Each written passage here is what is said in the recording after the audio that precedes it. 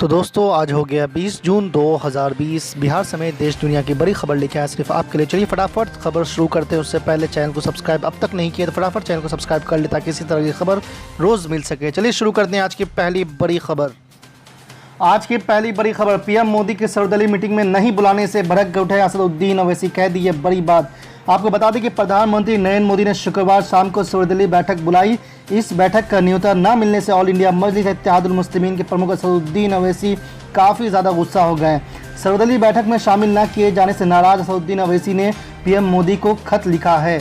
असदुद्दीन ओवैसी ने पीएम मोदी को पत्र लिखा है कि ये काफ़ी ज़्यादा निराशाजनक है कि मेरी पार्टी को चीन सीमा मुद्दे पर आज की ऑल पार्टी मीटिंग के लिए आमंत्रित नहीं किया गया था, जिसकी अध्यक्षता आपको करनी थी। इसके अलावा इस बैठक का आरजेडी और आम आदमी पार्टी को भी निमंत्रण नहीं दिया गया है।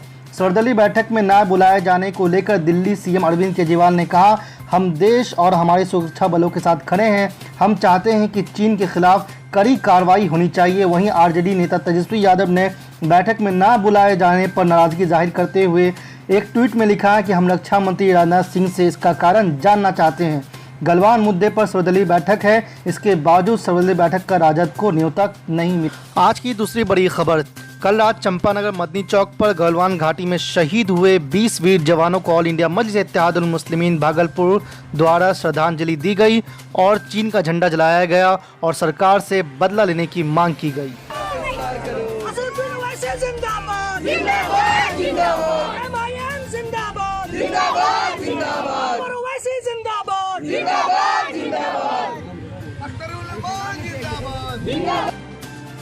आज की तीसरी बड़ी खबर, ऑल इंडिया मजलिस इत्तेहादुल मुस्लिमीन के अररिया के जिला अध्यक्ष राशिद अनवर ने भी अमीश देवगन के खिलाफ मुकदमा दर्ज करवाया। किस मामले को लेकर आपने आवेदन दिया? पिछले दिनों अमीश देवगन जो न्यूज़ 18 का एडिटर है, इन्होंने हजरत ख्वाजा मोइनुद्दीन चिश्ती के लिए अभद्र भाषा का प्रयोग किया। उन्होंने उनको लुटेरा कहा और न जाने कैसे कैसे भाषा का प्रयोग किया, जो किसी भी धार्मिक गुरु या महापुरुष के लिए अत्यंत ही दुखदायक बात है। ऐसे पत्रकार हमेशा आए दिन जो है कभी एक विशेष समुदाय के लोगों को टारगेट करके आपस में जो है लड़ाने और भिड़ाने की बात करती है। और ये चाटुकार पत्रकार जो हैं, ये लोग, ये गिने चुने, ये देश के जो हालात हैं इनको बिगाड़ने में इनका अहम योगदान होता है। तो किसी भी जाति या किसी भी धर्म के जो महापुरुष हैं, जो गुरु हैं, उनके खिलाफ इस तरह की टिप्पणी ना हो आइंदा आने वाले समय में। इसके लिए हम लोग जो है आज ऑल इंडिया मजलिस इत्तेहादुल मुस्लिमीन अररिया की तरफ से हम लोग नगर थाना अररिया में आकर एक आवेदन दिए हैं, इस पर FIR हो और हम लोगों ने रिक्वेस्ट किया है कि जल्द से जल्द इन पर FIR होकर कानूनी कार्रवाई की जाए। ऐसा FIR पूरे हिंदुस्तान में अगर होगा तो फिर आने वाले जो दूसरे पत्रकार हैं ऐसे भाषा का प्रयोग करने से बचेंगे, चाहे वो किसी भी जाति और धर्म के लिए इस्तेमाल किया जा रहा हो। इसके अलावा आपको बता दें कि ऑल इंडिया मजलिस इत्तेहादुल मुस्लिमीन के ही नेता राकेश यादव ने बरारी पुलिस स्टेशन पर अमीश देवगन के खिलाफ मुकदमा दर्ज करवाया।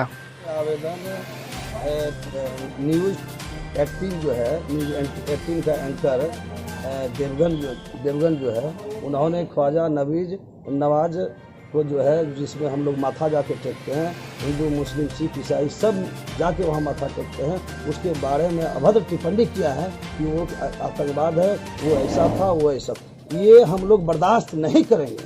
अगर उसको सज़ा नहीं होती है, अगर वो गिरफ्तार नहीं होती है, तब तक हम लोग चैन से नहीं रहेंगे। इसके लिए हम लोग आंदोलन भी करने के लिए तैयार हैं।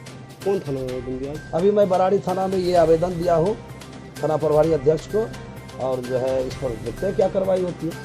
आगे क्या करेंगे? आगे अगर कार्रवाई नहीं होगी तो हम लोग जो है आंदोलन करेंगे। आज की चौथी बड़ी खबर, कांग्रेस प्रवक्ता जयवेद शेरगिल ने चीन को खूब खरी खोटी सुनाया।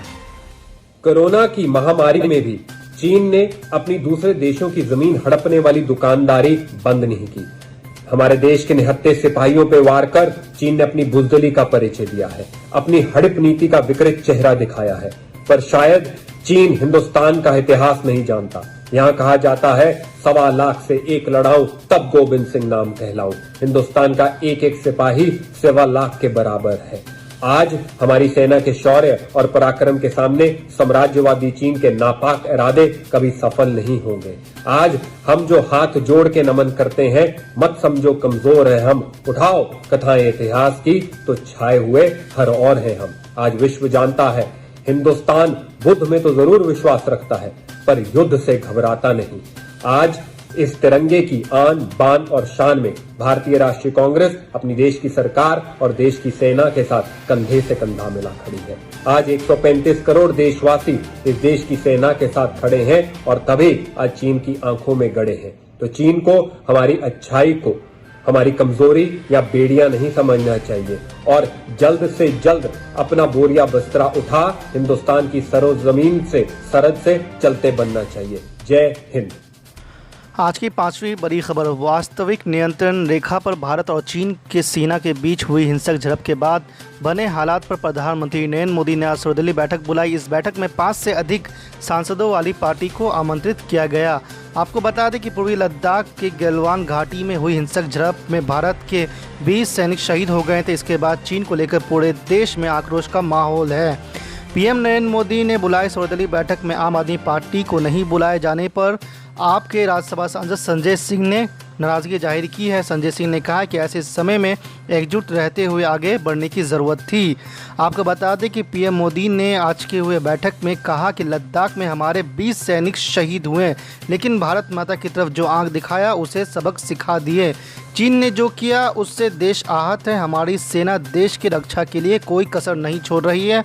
हमारी सेना जल थल नभ में देश की रक्षा के लिए जो करना है कर रही है। हमारी 1 इंच ज़मीन पर भी कोई आंख उठाकर नहीं देख सकता है। हमने सेना को उचित कदम उठाने की छूट दी है। हमने चीन को अपनी बात स्पष्ट कर दी है।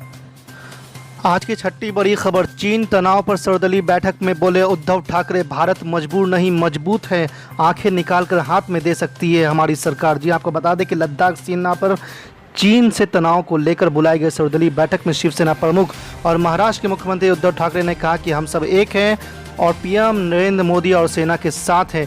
उन्होंने ये भी कहा कि हम मजबूर नहीं मजबूत हैं, हमारी सरकार आंखें निकालकर हाथ में दे सकती है। सभी पार्टियों ने एक सुर में कहा कि पूरा देश एकजुट है और सेना और सरकार के साथ खड़ा है। उद्धव ठाकरे ने कहा हम सब एक है, यही सबकी फीलिंग है। प्रधानमंत्री जी हम आपके साथ हैं, हम सेना और उनके परिवारों के साथ हैं। उन्होंने आगे कहा कि भारत शांति चाहता है, लेकिन इसका मतलब ये नहीं कि हम कमज़ोर हैं। धोखा देना चीन का नेचर रहा है। भारत मजबूत है, मजबूर नहीं है। हमारी सरकार के पास आंखें निकालकर हाथ में देने की ताकत है। आज की 7वीं बड़ी खबर। भारत चीन सीमा पर खूनी संघर्ष व वर्तमान स्थिति को लेकर विचार विमर्श के लिए प्रधानमंत्री नरेंद्र मोदी की ओर से शुक्रवार को सर्वदलीय बैठक बुलाई गई। इस बैठक में सभी प्रमुख राजनीतिक दलों के नेताओं ने इस संवेदनशील मुद्दे पर अपने विचार रखे। वीडियो कॉन्फ्रेंस के जरिए डिजिटल बैठक की शुरुआत में 19 भारतीय सैनिकों को श्रद्धांजलि दी गई जो बीते दिनों पूर्वी लद्दाख में चीनी सैनिकों के साथ झड़प में शहीद हो गए थे। इस बैठक में बिहार के मुख्यमंत्री नीतीश कुमार ने अपनी बात रखते हुए कहा कि भारतीय बाजार में चीनी सामानों का बार एक लगा हुआ समस्या है। भारी प्लास्टिक के बने सामान पर्यावरण के अनुकूल नहीं है और वह पर्यावरण को भी नुकसान पहुंचाते हैं। इनसे जुड़ा इलेक्ट्रॉनिक कचरा अधिक होता है। चीनी उत्पाद लंबे समय तक नहीं चलते हैं। यह हमारा कर्तव्य है कि हम एक हो और केंद्र का समर्थन करें। जनता दल यूनाइटेड प्रमुख और बिहार के सीएम नीतीश कुमार ने सर्वदलीय बैठक में कहा कि राष्ट्रीय मुद्दे पर पार्टियों को किसी भी तरह की कोई भी असमानता नहीं देखनी चाहिए जो दूसरे राष्ट्रों को पता चल सके। भारत को लेकर चीन का रुख ज्ञात है। भारत चीन को सम्मान देना चाहता था, लेकिन चीन ने 1962 में क्या किया सबको पता है। आज की 8वीं बड़ी खबर। मध्य प्रदेश में राज्यसभा के 3 सीटों के लिए शुक्रवार को हुए चुनाव में बीजेपी ने अपनी 2 सीटें बरकरार रखी है, जबकि 1 सीट कांग्रेस ने जीती है। राज्यसभा के लिए भाजपा के निर्वाचित उम्मीदवार में पूर्व केंद्रीय मंत्री ज्योतिरादित्य सिंधिया और प्रोफेसर सुमेरा सिंह सोलंकी शामिल है, जबकि कांग्रेस की ओर से पूर्व मुख्यमंत्री दिग्विजय सिंह सबसे अधिक वोटों से चुने गए हैं। दिग्विजय लगातार दूसरी बार मध्य प्रदेश से राज्यसभा के लिए निर्वाचित हुए हैं। इस चुनाव में इन तीनों के अलावा कांग्रेस के उम्मीदवार वरिष्ठ दलित नेता फूल सिंह बरैया भी मैदान में थे, लेकिन वो हार गए। मध्य प्रदेश विधानसभा सचिवालय के एक अधिकारी ने यह जानकारी दी है। उन्होंने कहा है कि इस चुनाव के लिए विधानसभा परिसर में शुक्रवार को मतदान हुआ था। इस चुनाव में कुल 206 मत पड़े। इनमें से दिग्विजय को 57 मत मिले, जबकि सिंधिया को 56, सोलंकी को 55 और बरैया को मात्र 36 वोट प्राप्त हुआ। आज की 9वीं बड़ी खबर। 3 भारतीय क्षेत्र पर दावा करने के बाद अब नेपाल ने बिहार में पूर्वी चंपारण जिले के मोतिहारी और कुछ हिस्सों में अपना दावा ठोका है। दरअसल नेपाल ने जिले में ढाका ब्लॉक के लाल बकैया नदी पर तटभाग निर्माण के काम को रुकवा दिया है।